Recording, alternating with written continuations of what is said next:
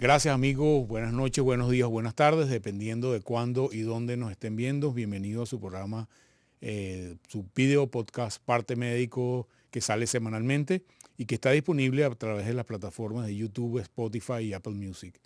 Les recordamos nuestras cuentas, @mundour, @Julio Castro M, y también recordar que todos los lunes, todos los días de lunes a viernes, Marisabel Párraga en 99.9 FM tiene los trailers de cada uno de los programas que la extensa programación de Mundo UR y YouTube tiene para ti y que pueden disfrutar, donde hay variedades, historia, medicina como la cátedra del pop.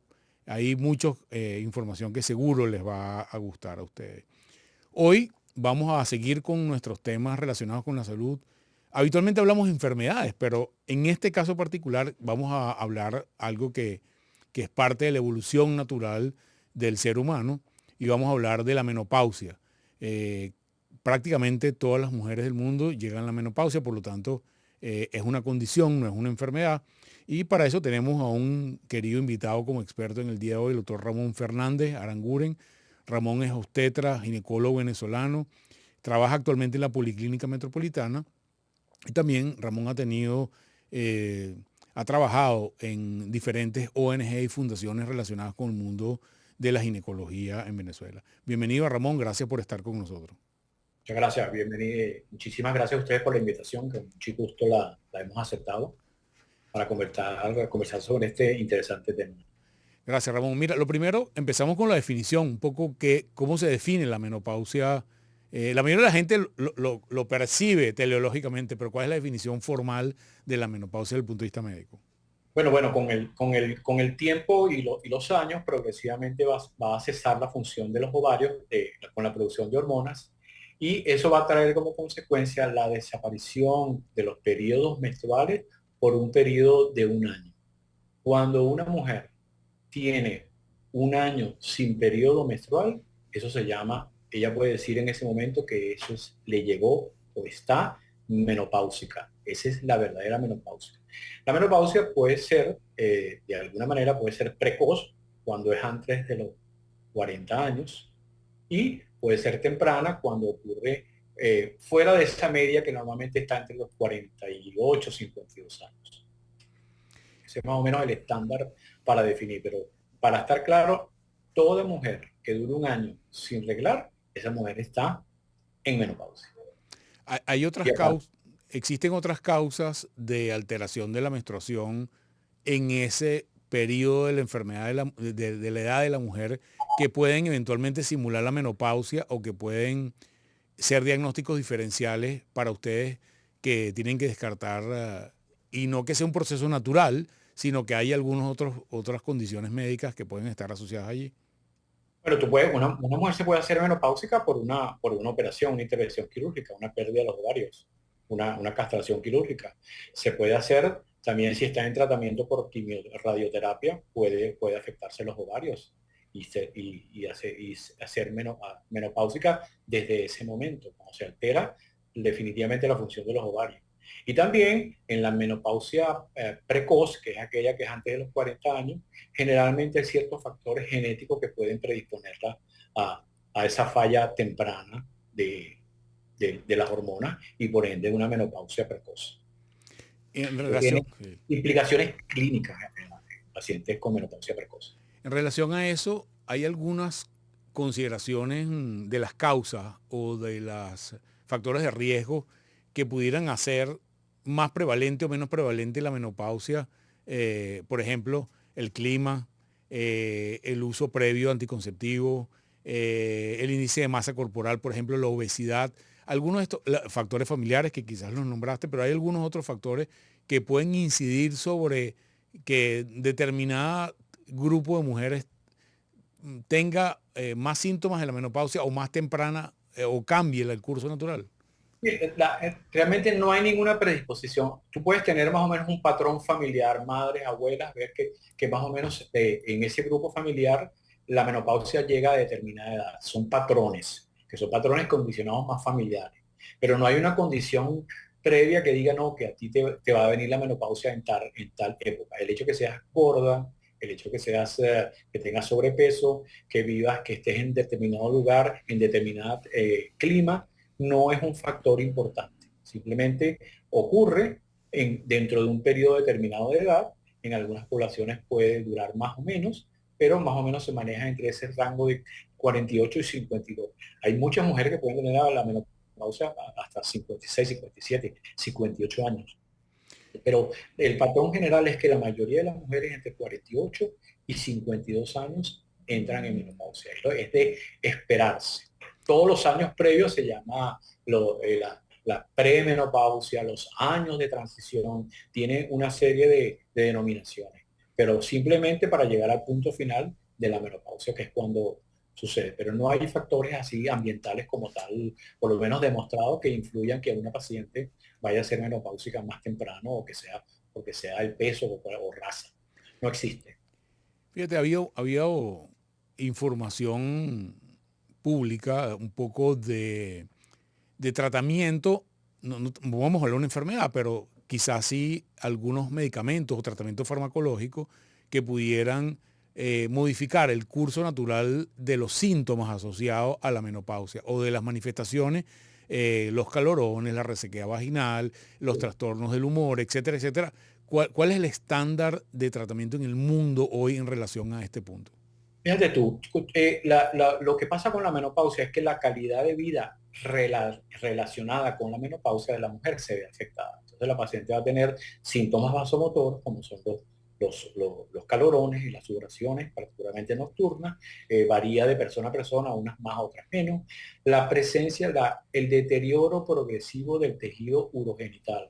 Entonces eso implica resequedad vaginal, problemas urinarios, problemas para tener, por la resequedad para tener actividad sexual. Entonces eso es lo que llaman el síndrome genitourinario de la menopausia.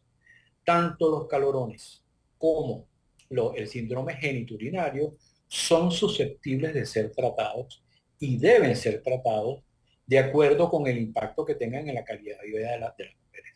Y son tratables definitivamente con terapia de reemplazo hormonal. Quiere decir, si la paciente pierde los niveles de estrógeno, se le debe dar estrógeno. Obviamente, bajo ciertas condiciones, una vez que la paciente es evaluada y tú te reúnes con ella y discutes las ventajas y desventajas que tiene ese tratamiento, los pros, los cons. Y se hace una decisión consensuada en base, como yo te digo, a la calidad de vida de ella, el impacto que tiene esos calorones y ese síndrome geniturinario es muy importante y debe ser tratado y debe considerarse a la paciente que está sufriendo eso. Aparte de eso, tiene otros síntomas, tiene trastorno del sueño, hay disminución de la libido y eso se va agregando, entonces va afectando definitivamente a la paciente. Entonces sí hay tratamiento, la terapia de reemplazo hormonal, es decir, si no tienes estrógeno, te lo vuelvo a dar, se restablece bajo ciertas dosis, bajo ciertos mecanismos y la paciente vuelve a tener una vida, una calidad de vida razonable a como la tenía antes. Entendiendo que el proceso, como lo explicaste al principio, de deterioro de las hormonas es un proceso pues, degenerativo igual que las arrugas, etcétera, etcétera.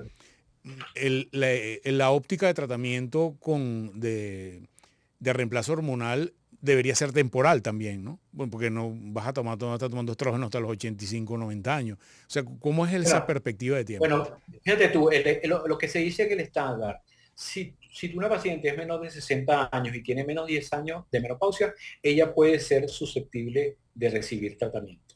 ¿Ok? Ya después de los 60 años, o si tiene 10 años desde la menopausia, pueden haber otros factores que harían que la balanza sería a más riesgos que beneficios. ¿Entiendes? Esa es la primera cosa que hay que aclarar. En cuanto al tiempo y duración, no hay. Inicialmente se decía, los estándares te decían, mira, son 5 años nada más. Eso sí, dentro de 5 años te la retiro y te tienes que sentir mal otra vez como te sentías antes. Bueno, eso no es tan verdad anoche.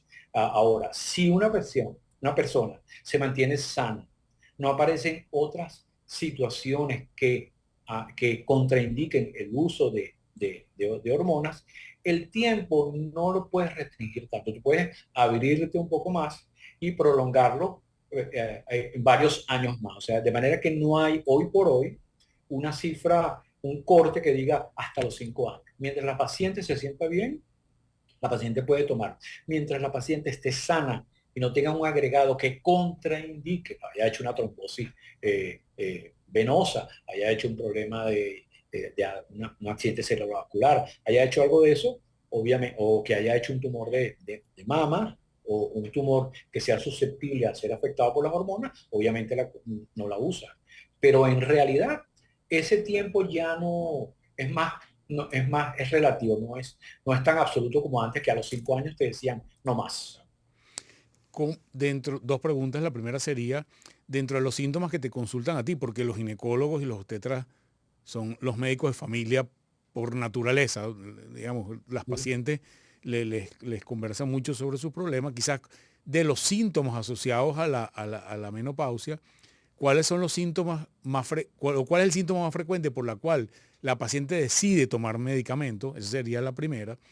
Y la segunda, ¿cuáles son los posibles efectos secundarios del tratamiento durante el tratamiento? O sea, ¿cómo perciben las mujeres la toma del tratamiento una vez que lo empiezan? O sea, las mujeres normalmente se quejan de los calorones y la sudoración nocturna. Eso les afecta muchísimo. Y en segundo lugar, después empieza a afectarse la resequedad vaginal. La vagina se va poniendo de menor tamaño, pierde su tejido natural, se pone seca y eso le afecta toda, aparte de la sintomatología urinaria que puede tener, tienen, como ya les dije, mencioné, problemas con las relaciones sexuales. Eso es de lo que ella se queja. La mayoría de las pacientes que reciben terapia de reemplazo hormonal, normalmente cuando tú las evalúas en el tiempo, 3, 6, 9 meses, mm, te informan que hay una mejor calidad de vida. Cuando tú las vienes de cero estrógeno y le empiezas a dar hormonas, algunas tienen ciertas sensaciones que les pueden ser molestas en el área genital particularmente. Pero normalmente no hay un impacto, como la gente puede pensarlo, sobre el peso de las mujeres. Para las mujeres eso es muy importante. Pero la menopausia per se implica que las mujeres van a ganar 1 o 2 kilos una vez que aparece ella, empieza a aumentar de peso, de alguna manera. Entonces, el estrógeno no es que va a detener eso, sino que va a detener la sintomatología. Pero las mujeres en general sí les notan que hay una mejoría en cuanto a la sintomatología que le hace acudir al ginecólogo. Problemas con las terapias hormonales. Bueno, la gente tiene miedo con el cáncer de mama. El riesgo, lo que llaman el riesgo absoluto de que una paciente con terapia de reemplazo hormonal haga un cáncer de mama o un cáncer de endometrio son riesgos muy, muy bajos. De manera que el balance para irnos a utilizarlo, una vez que se discute con la paciente, siempre es positivo. Es muy raro que una paciente tenga un cáncer de mama asociado al estrógeno. Es posible, pero es muy, muy, muy raro. Fíjate, Ramón, quizás ya para terminar, que estamos llegando al final del tiempo, es este tema de las redes sociales y la cantidad de información que los ciudadanos tienen que manejar ahora. Hay muchas medicinas que los médicos llamamos over the counter, medicinas naturales, entre comillas, que son promocionadas como medicamentos para ayudar a los síntomas asociados con la menopausia. ¿Cuál es tu opinión de ello? Y lo otro sería un poco, ¿cuál sería la guía general en relación a estos medicamentos?